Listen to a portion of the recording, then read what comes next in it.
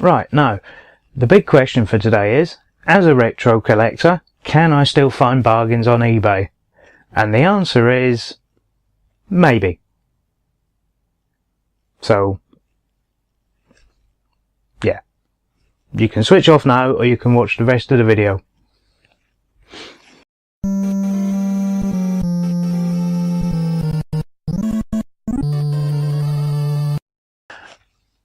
Okay, so a little personal history lesson, in my case. About 4, maybe 5 years ago, I had a bit of a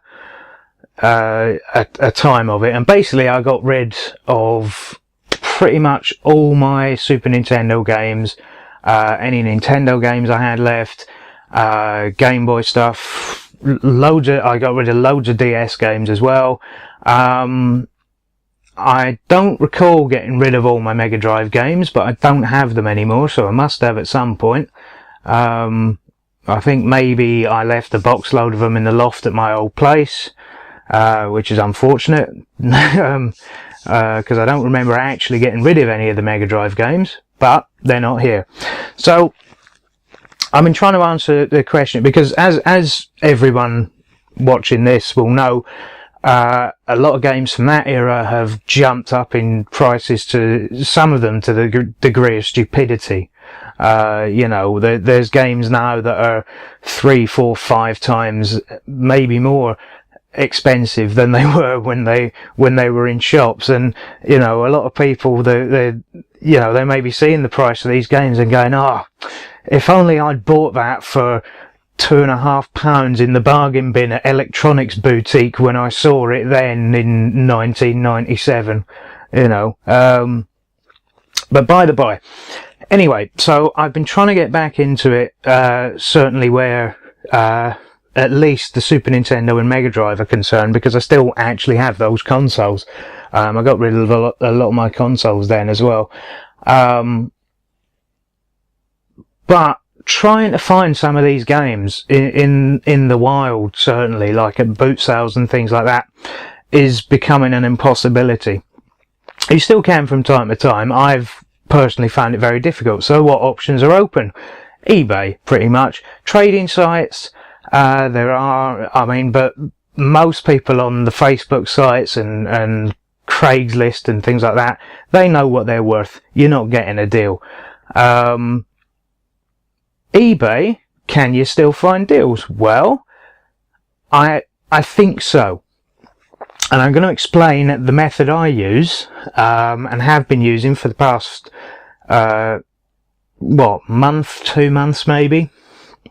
I tried to devise a little system, and I'm aware the more people that see this video, it might ruin the system, but hey, why should I keep everything to myself? That's just greedy. So yeah, I've been following the prices of what I've been paying for things, and I think I've got some good deals. Now, there are some general points that I want to make, if I can be after finding what I've written down. Yeah, bargains on eBay. So, set definite limits for yourself is rule number 1.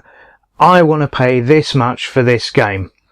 Now, if you're interested in collecting the boxes and the instructions as well, this isn't going to work for you, because every single one of them is going to be on buy it now, and they're just bid to the levels of stupidity. I mean,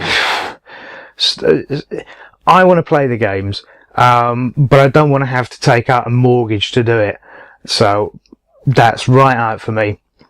I just want to get the cartridge, slam it in the console and play the bloody thing.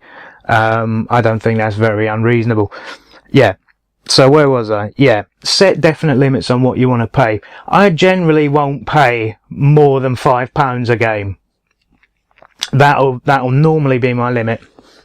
Unless it's something that you've got no chance of getting for. I mean, if I want Mario All-Stars at some point again, I'm going to need to pay more than £5. You have to be realistic, but I'm not going to pay stupid money for it. I'm not going to pay £35 for it. It's not going to happen. I don't care how well it's been looked after. It's just not going to happen. I'm not paying that money. No, what was that? Yeah, place your bid and just put it to your limit.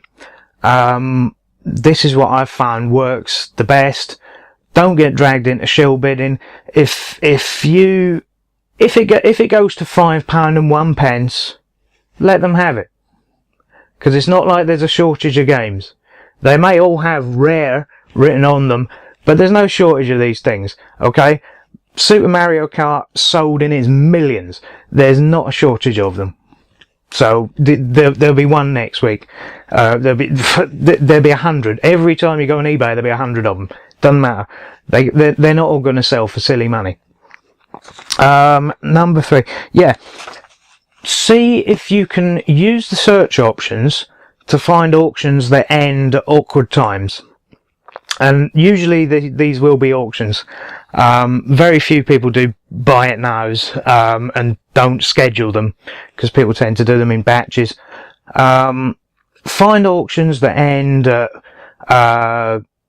1, 2 in the morning, maybe 7 in the morning, beyond late. Find one that ends, if you're on at 1 in the morning, find one that ends in 6 or 7 hours, because chances are nobody's going to be bidding on it.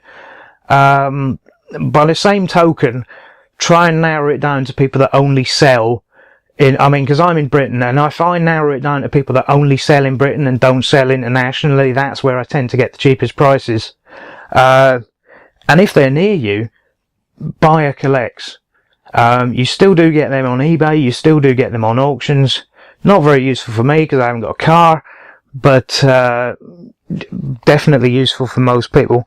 And if it's buyer collects and I can get there for couple of quid on the train, and maybe they've got a few other things, I don't know, maybe I'll work something out, maybe I'll send them a message. What's the other thing? Yeah, where are we?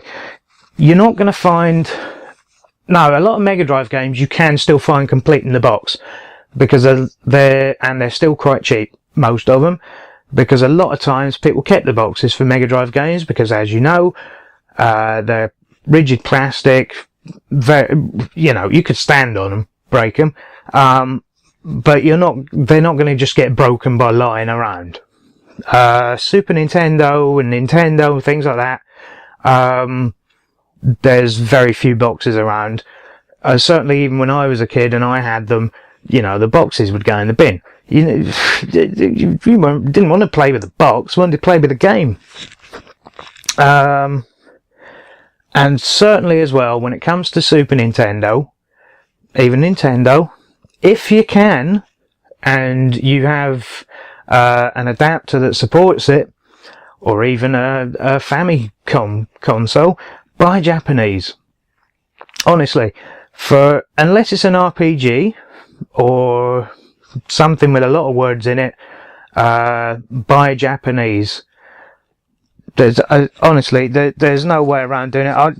Just to show an example of what I mean by this. Now, how much did I pay? Let me check my list. Yeah, I got turned up today. I don't know if anyone knows these games. Exhaust Heat and Exhaust Heat 2. Reasonable condition cartridges. I paid £2.75 each for these.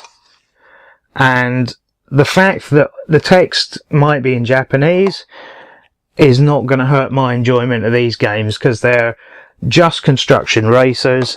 The only bit you're ever going to read is when you're swapping out engine parts, and there's pictures so you can know what they are. So basically, buy Japanese unless you've got to read lots of stuff that's going to be important to the game. I mean, if you want to play Mario Kart, buy the Japanese one. What's the harm? What's it going to do? You can buy the Japanese one for £7 or £8, or you can go and buy the PAL version for 30 or 35. I'll get Japanese. The only time that's not going to work is for certain games, and example will be Starwing. Don't only ever buy PAL if you've got a PAL console, because even through an adapter that won't work. What else won't work? Super Mario RPG. Don't buy that in Japanese anyway, because the text, you won't be able to read any of the text. It probably won't be much fun. Also, don't buy the US version because it won't work. So the only way you can probably play that is on an emulator, unless you buy one of these repro carts. And I don't know about them. I've never used one. So, yeah, really have no idea. Street Fighter Alpha 2 won't work through an adapter. So don't buy that. And there's a few others. Super Mario World 2, I'm pretty sure doesn't work. Stunt Race FX. Basically any of the cartridges that had special chips in them, like a Super FX chip, or the, is it the DSP-1 chip, or whatever it was, the Capcom chip that's in Street Fighter Alpha, that won't work through an adapter. You've got no possibility of playing that other than buying the PAL version. That's unfortunate, but that's the way life works. But yeah, just to run you through an examples of some of the deals I've had in the last few weeks. Where are we? Yeah, Super Nintendo, eBay. I got a Super Game Boy cartridge, £7.45. So that means I can play Game Boy games on the Super Nintendo as well now. Which is ideal for me, because I don't have a Game Boy anymore. I got rid of that. In fact, I got rid of the Super Game Boy adapter as well, and I'm pretty sure I sold it for more than that, about 3 years ago. So, I'm up on the deal. SimCity, Super Nintendo, the PAL version, £5.25. Where are we? Another World on the Sega Mega Drive. I did overpay for that. That was £5, but that was one I actually really, really wanted, so I was willing to pay £5 for it. Where are we? Theme Park, the PAL version again, Super Nintendo, £5. These are all including postage and packing and all the rest of it. That's the total I've paid, £5. Stunt Race FX, Super Nintendo, PAL version, £4.75. Super Soccer on the Super Nintendo, again the PAL version, £2.49. Mystery Circle, Super Famicom on eBay, including delivery, £5.28. Final Fantasy V, Super Famicom, £4.95. 3x3Is, another Super Famicom cartridge, $2.99. Where are we? Only looking for the retro games now. I've bought a lot of PS3 stuff as well, but most of that wasn't deals. Yeah, DS Lite browser with the memory expansion cartridge, £4.50. Boxed, instructions, brilliant deal. You know, I mean, you see a lot of the browser cartridges, you don't see so many with the memory expansion, especially the DS Lite version. And why that's important is that I've also got a Daytel cartridge that plays Super Nintendo ROMs.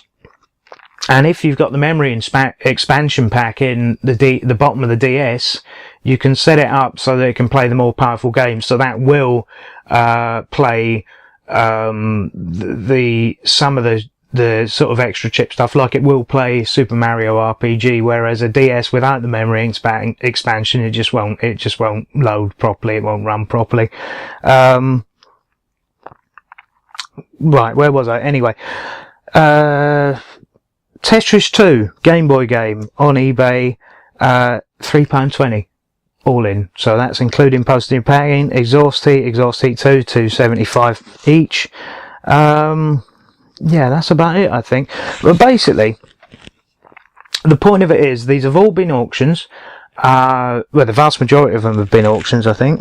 Yeah, in fact, I'm pretty sure, apart from a couple of the Famicom games, I'm pretty sure they were all auctions. But yeah, basically, pick a number that you want to spend. Don't go any over that. Put on one bid. Look for auctions that end at stupid o'clock in the morning, the middle of the night, or on days where you wouldn't expect people to be on eBay. I mean, Monday afternoon. Who's on eBay on a Monday afternoon? Me. I'm getting a deal. What was the other thing? Yeah.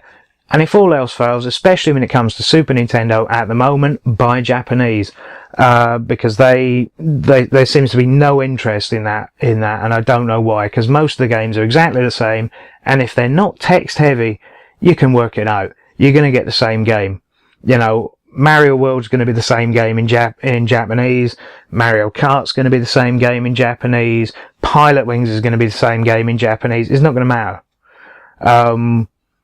If you want to play Final Fantasy VI, you might have a problem, which obviously is Final Fantasy III, normally on a Super Nintendo PAL cartridge. Yeah, you might have a problem, obviously, because you're not going to be able to read any of it or know what's going on. So it's going to detract from the game somewhat. Again, with Illusion of Time, Illusion of Gaia, things like that, obviously don't buy the Japanese version because you won't have a clue. But I mean, that should be obvious. And that's about it, I think. But hopefully I've outlined that it is still possible to get a deal on eBay. It may be unlikely. Now, as a little warning to this, I mean, I mentioned about 10 games there. Over the course of the last 6 weeks, I've probably, although I've won 10 or 11 of them, I've probably put a bid on about 150. So this is not a way to win every auction by any means. But I haven't really overpaid for anything. I've got stuff at or below a price that I wanted. I was happy paying for it. And I'm going to have a lot of good games for very little money. So yeah, it's basically flinging mud against a wall and seeing what sticks.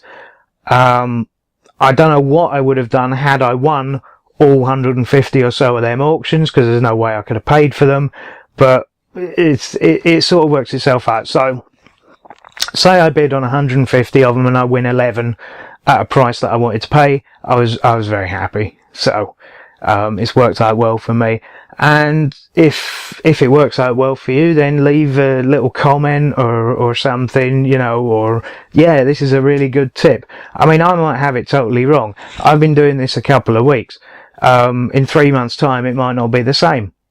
But hopefully that's because all of you who are watching this video have gone out and done the same thing and ruined it for me. And in a way, I'll be quite glad. Because, you know, at least you watched the video. Yeah, so, I would quite like feedback on this video. So, more so than others really, because, it helps gather data to see if it actually works, or if the last few weeks have just been a sort of one-off, you know, a blip, if you will. So yeah, leave some comments and like and subscribe and all the other YouTube things that you normally do. Yeah, and I'll see you in the next video, which will probably be a pickups video, if I'm honest, because over there you can't see behind the camera. I have got piles of stuff that I've picked up in the last couple of weeks that I'm just dying to show off. So that'll probably be what that is, and I'll see you in the next video. Take care.